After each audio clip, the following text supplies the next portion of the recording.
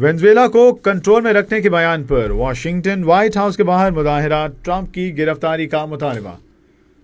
White house کے باہر مظاہرین کی بڑی تعداد میں لوگ جمع ہوئے اور مظاہرہ کیا۔ وینزویلا کے خلاف جنگ نہیں کے بینرز بھی لہرائے گئے۔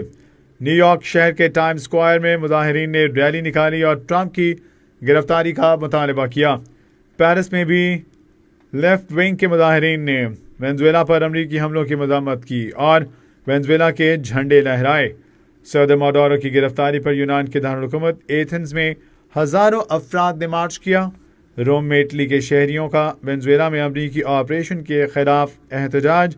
غیر ملکی میڈیا کے مطابق ارجنٹینا اور کولمبیا میں بھی امریکی حملے کے خلاف مظاہرے کیے گئے۔ فلوریڈا میں پریس کانفرنس کے دوران صدر ڈونلڈ ٹرمپ نے وینزویلا کے صدر مادورو کے خلاف کرمنل چارجز کا اعلان کر دیا۔ مادورو اور ان کی اہلیہ کو نیو یارک منتقل کیا جا رہا ہے۔ ڈونلڈ ٹرمپ کہتے ہیں کہ انہیں انصاف کے کٹہرے میں لایا جائے گا۔ میری ہدایت پر امریکی فوج نے وینزویلا کے دارالحکومت میں ایک غیر معمولی آپریشن کیا۔ امریکی فوج کی فضائی، زمینی اور سمندری طاقت کا شاندار مظاہرہ دیکھا گیا۔ امریکی فوجی طاقت کا ایک غیر معمولی اور شاندار مظاہرہ تھا۔